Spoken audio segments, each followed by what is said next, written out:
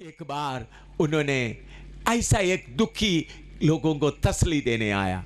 Marta Maryam नाम दो बहनें थे, उनका एक भाई था लाजर, वो प्रभु का सेवा करता था, लेकिन अचानक वो बीमार हो गए, मर गए।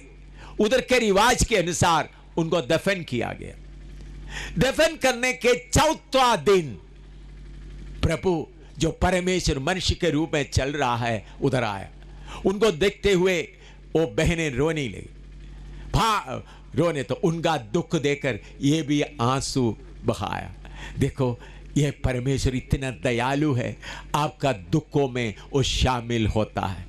जब आप दुखी हो जाता है, जब आपका आशा खो गया, जब आपका सब कुछ नष्ट हो गया, आप रोता है, आपका दुख के समय में आपका साथ देता है।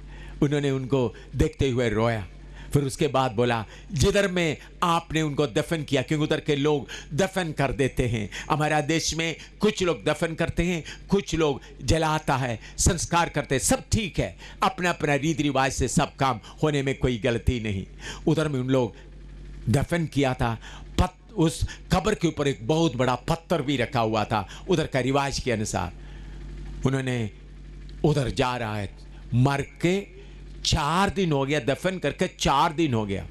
हम देखते हैं क्या उन्होंने जा रहे, क्या उनके हाथ में कोई फूल माला है?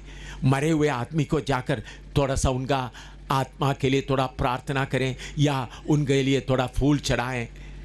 उनके हाथ में कोई फूल माला नहीं, कोई दिया नहीं। उधर जा रहा है, उधर खड़ा हो गया। क्या उधर खड़ा होकर प्रार्थना कर रहे, ए परमेश्वर पिता इनका आत्मा को कबूल करे? नहीं। उन्होंने बोला पत्थर को हटाओ।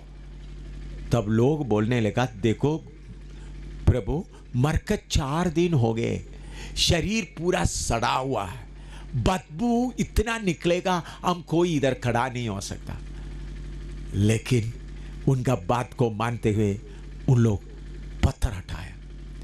पत्थर हटाने के बाद उधर उन्होंने क्या प्रार्थना कर रहे, प्रभु इनका आत्मा को स्वीकार करो?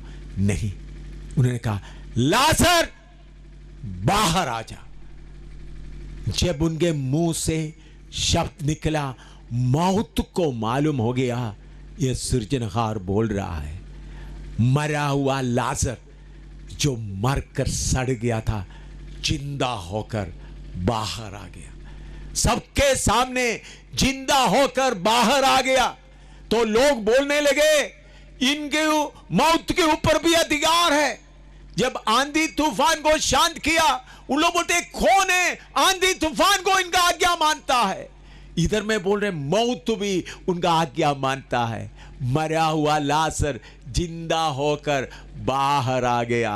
प्रभु का धन्यवाद हो। मरे हुए मुंह से लाजर को जिंदा करके उन्होंने सबूत दे दिया, मैं अवतारों में से एक नहीं हूं, मैं गुरुओं में से एक नहीं हूं, मैं नबियों में से एक नहीं हूं, मैं जीवन दाता सर्वशक्तिमान परमेश्वर है।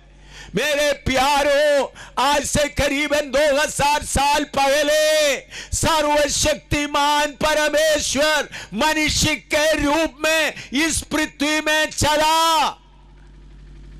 यह है भक्ति का भेद, द मिस्ट्री। क्या भेद है? सर्वशक्तिमान मनुष्य के रूप में प्रकट हुआ। मैं एक बात बताकर जल्दी समाप्त करूंगा, ये कितना दया से भरा हुआ प्रभु है। एक बार उन्होंने चलते चलते नईन गांव में आए। नईन गांव में जब आ रहा था, उधर से लोग एक अर्थी ले जा रहा है, मरे हुए नौजवान का अर्थी ले जा रहा है। उस देश का रिवाज के अनुसार उनको कब्रिस्तान में ले जाते समय में, दफन करने के लिए या संस्कार करने के लिए ले जाते समय में आगे आगे आस्ता आस्ता बाजे बजाता है, दुख का गीत गाते जाते हैं। उसके पीछे अर्थी और उसके पीछे उनका सारे रिश्तेदार लोग चलते हैं। जब ये प्रभु, ये शांति का राजकुमार, सर्वशक्तिमान परमेश्वर, सबका पिता, तरस खाने वाला मनुष्य के रूप में उस गेट पे आ गया, तो कब्रिस्तान उस जुलूस एक आदमी को दफन करने के लिए ले जा रहा है। उन्होंने देखा उस अर्थी के पीछे एक नौजवान मरा हुआ था। उस नौजवान के अर्थी के पीछे एक विधवा रोती रोती चल रही है। मैं सोचता हूँ, वो लिखा नहीं है, मैं ऐसा मेरा भावना में सोचता हूँ उसका उधर का हालत इसी मुताबिक होगा, क्योंकि वो विधवा थी करके लिखा है। उन्हीं दिनों में कोई किसी का पति नौजवानी हालत में मर जाते तो लोग बोलेंगे ये तो सबसे श्रापित है, ये पापिन है, इसके कारण इनका पति नौजवानी हालत में मर गए। तो फिर भी प्रभु के धन्यवाद हो, उन पति मरने के पहले उनको एक बेटा जन्म हुआ था।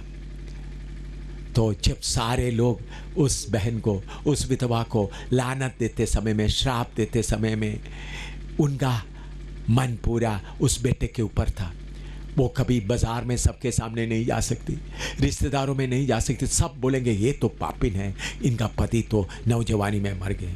तो उन्होंने सोचा चलो मेरा बेटा है, वो बढ़ेगा, वो तंदुरुस्त हो जाएगा, वो चलना शुरू करेगा और बड़ा हो जाएगा, मैं फिर बाजार में जाएंगे, रिश्तेदारों में जाएंगे, दोस्तों में जाएंगे।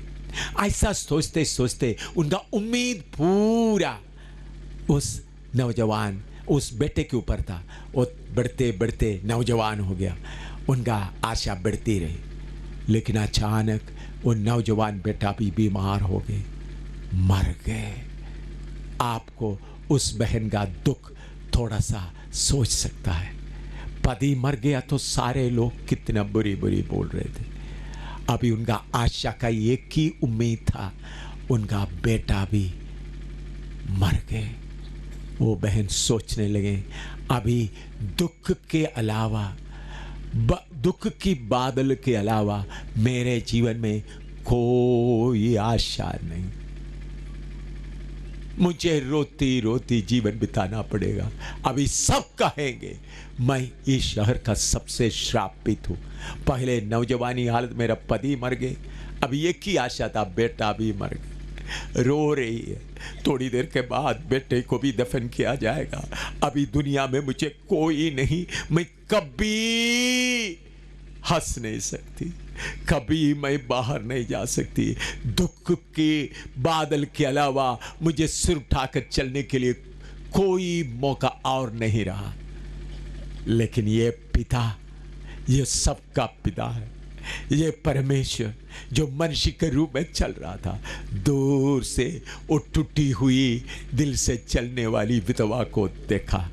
उन्होंने आस्था आकर सबसे पहले उस रोने वाली विधवा को कहा मत रो, मत रो, मत रो।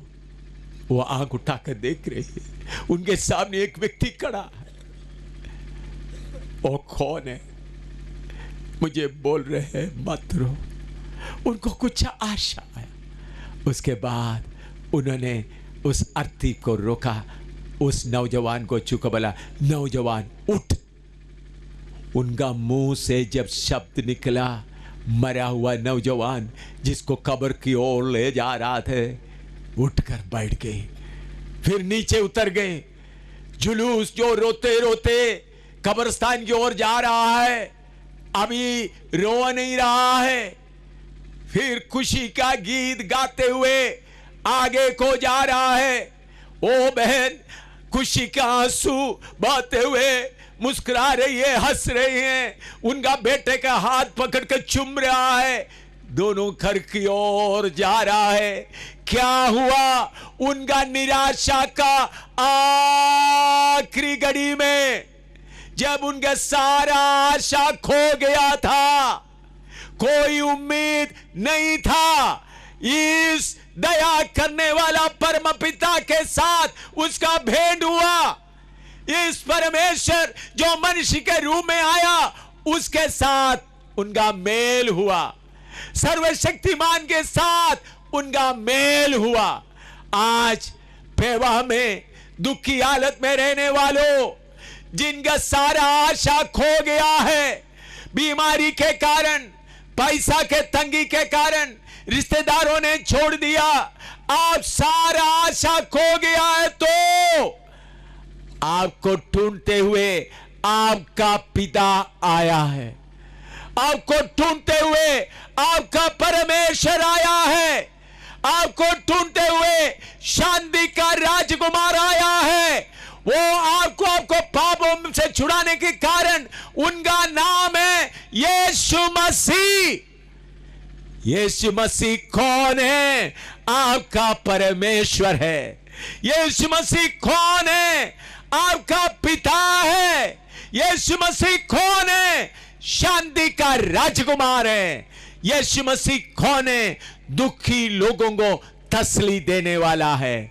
आज रात प्रेम से आपके दिल के दरवाजा खटखड़ा रहा है। बैल अपना मालिक को पहचानता है, गधा अपने स्वामी के चरणी को पहचानता है। पेवा में रहने वालों, आपका परमेश्वर को आज रात पहचान लीजिएगा। आपका पिता को आज रात पहचान लीजिएगा। आपका शांति का राजकुमार को आज रात पहचान लीजिएगा। आइए हम प्रार्थना करते हैं। स्वर्गीय पिता, आपका वचन के लिए धन्यवाद हो। आपका वचन एक एक के दिल में गहराई से कार्य करें। पवित्र आत्मा एक एक के दिल में आप कार्य करें। प्रभु, इस पेवा शहर में रहने वालों के ऊपर आपका दया हो। यीशु के पवित्र नाम से मांगते हैं, आमीन। अभी परमेश्वर का दास प्रार्थना करके सभा समाप्त करेंगे। उसके बाद इधर में जितने बीमार आए हैं उनके लिए प्रार्थना करेंगे। स्वर्गीय पिता, हम तेरा धन्यवाद देते हैं प्रभु। आज रात इस पेवा के लोगों से प्रभु तूने अपने वचन से बातें की हैं। हम प्रार्थना करते हैं इन वचनों के द्वारा हर हृदय में प्रभु तेरे पहचान की रोशनी आए, वो अपने परमेश्वर को पहचाने और उद्धार पाएं प्रभु। आज रात जब वो अपने बिस्तरों पर जाएं प्रभु, तेरा ये वचन उनसे बातें करें प्रभु। प्रभु उनके हृदयों के दरवाज़ों पर खटखटाए प्रभु, ताकि प्रभु उनके मन खुल जाएं और परमेश्वर आपकी रोशनी उनके जीवन के अंदर उद्धार लेकर आए। एक एक सुने हुए जन पर तेरी आशीष आ जाए, यीशु मसीह के नाम में, आमीन। अब हमारे खुदावंद प्रभु यीशु मसीह का अनुग्रह, पिता परमेश्वर का प्रेम और पवित्र आत्मा की सहभागिता जगत के सारे पवित्र लोगों की पवित्र कलीसिया पर अब से लेकर यीशु के दूसरी आमद तक होता रहे, आमीन।